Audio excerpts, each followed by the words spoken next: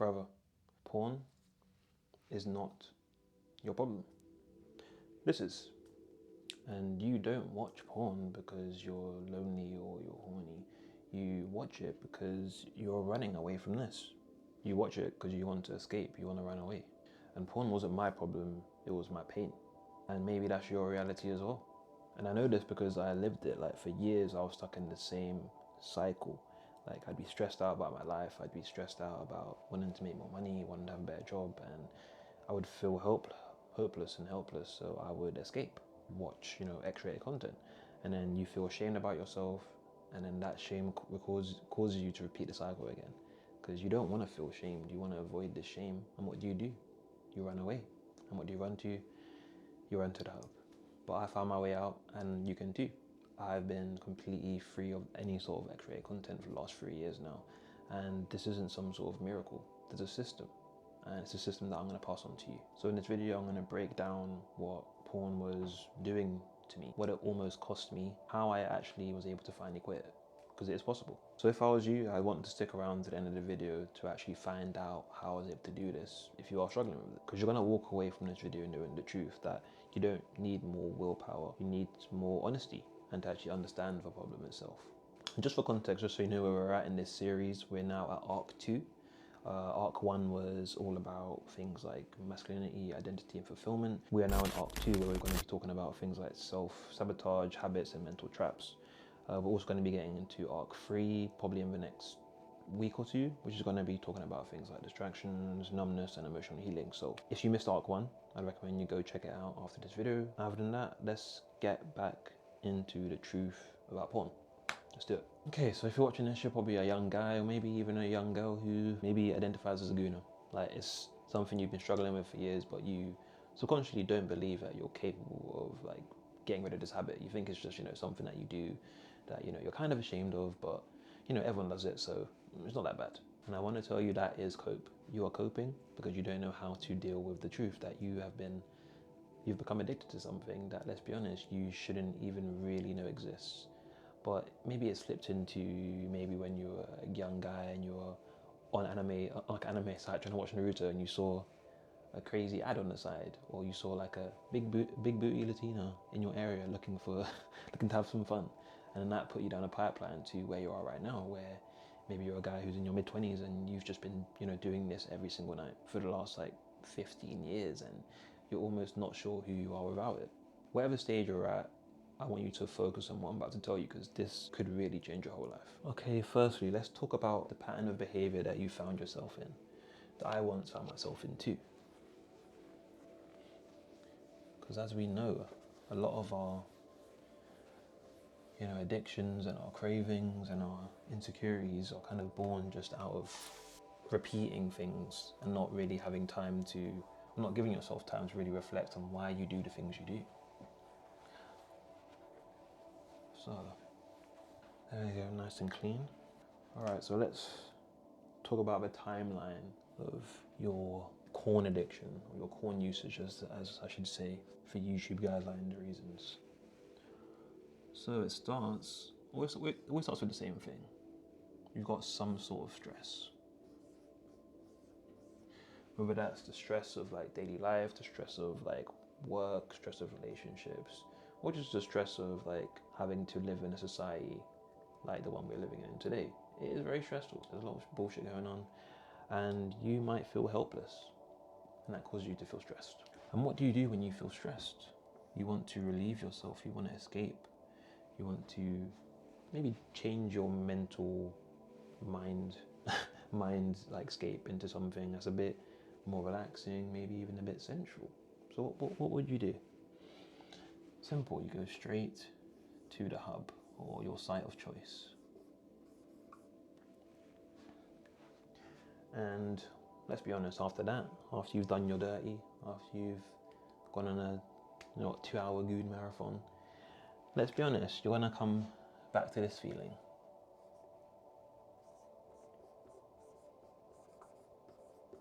Shame, the big bad guy. When you have time to really just look at yourself and be like, what the fuck am I doing? I've just been sitting here in my room, yoinking my sploing, gooning my spoon, fiddling with my fork for an hour. Like, what am I? Who am I? What am I even doing in this world? It's when all the nihilistic thoughts come into your head, like, bro, what the fuck am I doing with my life, man? And that is why you go from shame, so those shameful feelings, into you go right back into these feelings of feeling stressed. Because you're ashamed of yourself, you start to have a negative view of yourself. You start saying and thinking negative things about yourself, and this makes you stressed out. You start to question, what am I even doing here? What is the point of my life? And that leads you back to porn, because you want to escape that feeling. See, all it is a cycle, and you've been stuck in this cycle. That's all it is. Now it's about understanding how to escape it. Because this will end up like a treadmill that you can't really get off, because you're constantly chasing the carrot on the end of the stick, which is, the next nut, the next orgasm, the next big booty Latina to come on the scene. And all it is just going to bring you back to this level of shame, which will stress you out and then bring you back to, on the hub again. So, but for me, when this was my cycle, when I was caught in this cycle, I realized something, that it wasn't corn that was the main problem here. It was that I was just using it as a painkiller. I was in pain, and you're probably in pain too.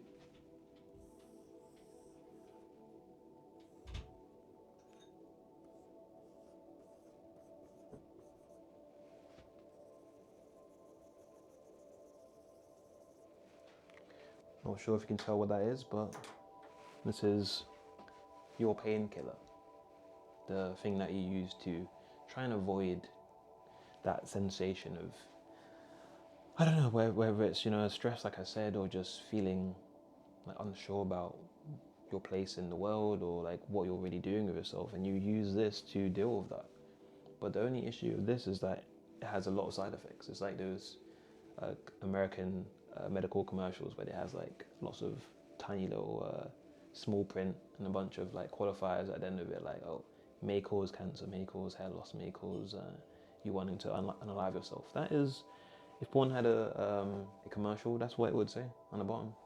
It'd say might increase risk of hating yourself, hating women, and being racist, to name a few side effects. But yeah, man, because when I was addicted to this shit, which I'm not ashamed to say, it's something that a lot of guys get addicted to. When I was addicted to it, it was a painkiller. It was like weird medicine in a strange way. Or at least that's the way I used to view it. Because it numbed me, it numbed me out. It made me not have to care about all the things I was struggling with. It made me not want to think about all the struggles I was going through in my life. And that's a very addictive feeling. And it also gives you this false sense of intimacy, because you're watching something that's very intimate, something that's extremely intimate, something that, let's be honest, you shouldn't be able to have access to. And when I was feeling very lonely, very isolated, this was the closest imitation to intimacy that I had available. And I used to use that as a reason to cope. Why I should do it, because if I'm not doing this, then I'm just going to be lonely, when really it was making me feel even worse. Because what it does is that it provides you a fake sense of power when you feel powerless. Let's be honest, a lot of these images that you're watching, they're putting you in a position where you feel like you're dominating the woman. They make you feel like you're the one that's actually doing this thing to this person you're watching. And that's a very fucking weird psychology. That's a very weird thing to ingest, this almost passive domination of a random stranger that you just find attractive. It's very strange. But the thing about painkillers like this is that they don't actually heal the wound. They just kind of hide it from you for a second. Because every time that I reached for this, this easily accessible drug, I was avoiding my real pain and the real things I was struggling with. And what's the cost of this in the long term? When you rely on this to be your medicine, what's the costs? There are so many, and I'm sure you're aware of. You lose track of reality. You start to see every woman out there as some sort of sexual object. You start to sexualize women to a crazy extent. And I'm so happy I don't have that shit anymore. It's disgusting. It is gross. It's not something you want to really live with, because you just feel like a pervert all the time. I didn't enjoy that personally. I'm not sure if you do, but I didn't enjoy thinking like a pervert. It's gross. And what it does is that it puts you in this mindset where you feel ashamed of yourself all the time. So you're very apologetic around people. You almost feel like you are a burden, or you shouldn't really be around people, because you feel like there's something about you that they don't know. That if they did know, that they wouldn't want to associate you with. They wouldn't want to associate with you if they did. And that kind of mental gymnastics you have to do is just not worth it. It's not worth the kind of like couple moments of, you know, bliss or whatever to feel bad about yourself in general. It's really just not fucking worth it. It's a scam. So what actually breaks the cycle and what broke the cycle for me, because it's not shame. I'm not here to shame you. I'm not here to say, oh, you're so bad, you're so stupid, don't do this, don't do that. I want to be more compassionate and actually understand. I want you to understand that I understand you, because I've been there. Because what helped me, it wasn't willpower. It wasn't just like, oh, yeah, I'm a nofap. Yeah, I'm just not doing that. I had to really change the way that I saw myself and saw the world around me. And that included things like putting in place systems and just being more honest with myself. But let's talk about that. Okay.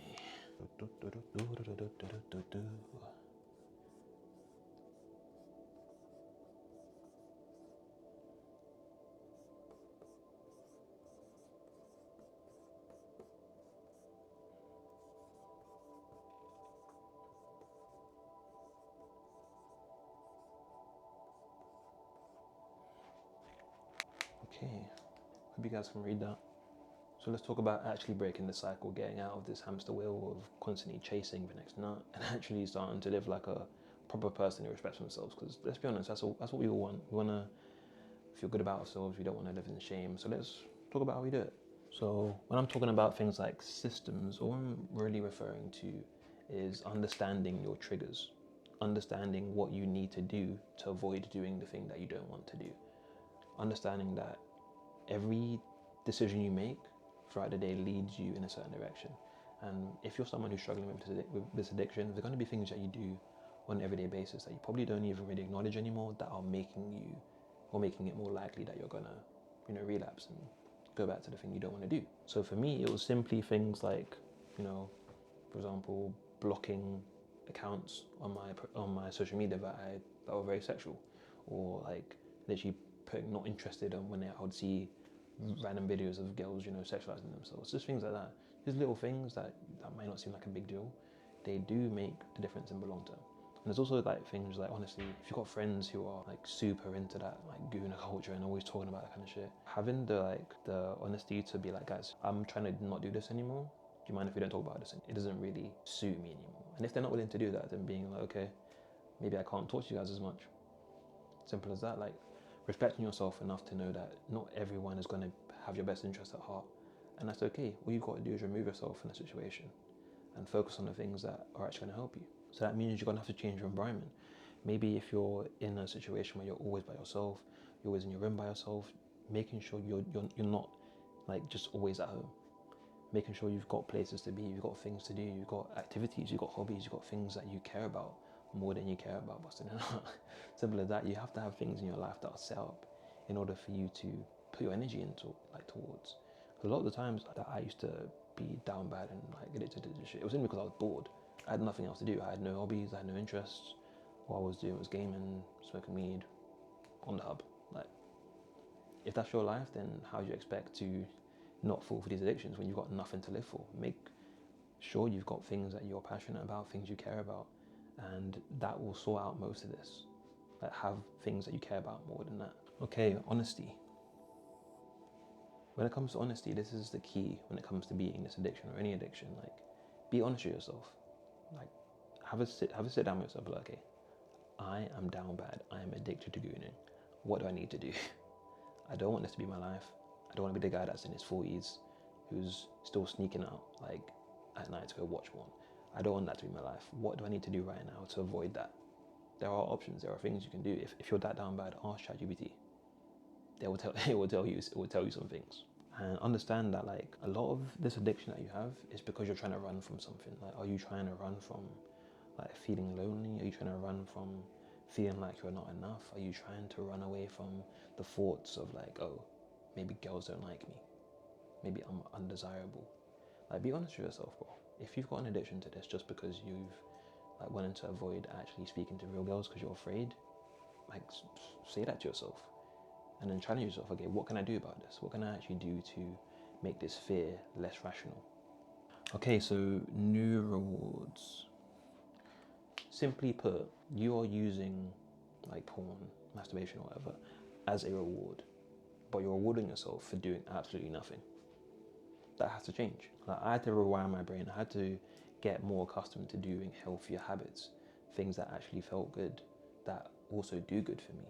Simple things, exercising, eating clean, doing like meaningful work that I actually cared about, like having real conversations with people that weren't just like filler episodes, like actually speaking my mind, doing things that made me feel energized, that actually feel rewarding.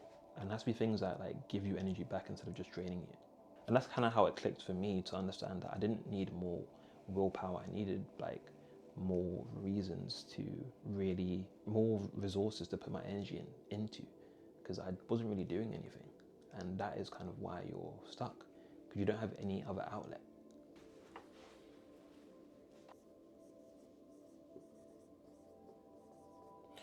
Because yeah, at the end of the day, it's always going to be truth over willpower. If you've got a real understanding of like what your truth is when it comes to your addiction, when it comes to your struggles, when it comes to your weaknesses, you're always going to be able to do more than just, just saying, okay, I'm not going to do it, I'm not going to do it, I'm not going to do it, I'm not going to do it. Like, there's no meaning behind that. There's no like revelation behind just being, oh yeah, I'm not going to do it, I'm not going to do it. Why? Why aren't you going to do it? You need a bigger reason. You need a why. Like, you need a North Star. Like, okay, the person I want to be in the future, the kind of man I want to be, he doesn't do this. The kind of person that I want to be, the father that I want to be in the future, he doesn't need this shit. So why am I setting myself up for failure by relying on this shit? That in itself should be enough for you to be like, okay, yeah, realistically, if I want to do something with my life, this probably isn't going to be a major factor in that story. So let me separate myself from this. And the more that you kind of wire it into your brain that this activity is something that I don't identify with, like this isn't a part of me, this isn't something I want to entertain, the less likely you are to fall back into it, because there's no benefit. There's no benefit to it. So if porn does have a grip on you right now, bro, I need you to understand that just trying harder is not going to work. And I'm sure you know that. You've probably tried hard lots of times. Pause. You need to be honest about the pain that you're running away from and stop numbing yourself, because porn itself isn't your problem. It's just the fact that you're relying on it as a crutch. It's your painkiller, and that's making you weak. It's keeping you weak. So heal your wound so you don't need to rely on the drug. If it's did hit home for you and you want to kind of know more about how to get over this addiction, I do actually have like a full, like almost half an hour video that I made on this, which is quite more personal about my own story and how I overcame it step by step, which I do recommend, and I'll put it over there. Other than that, appreciate you guys. I'll speak to you in the next one.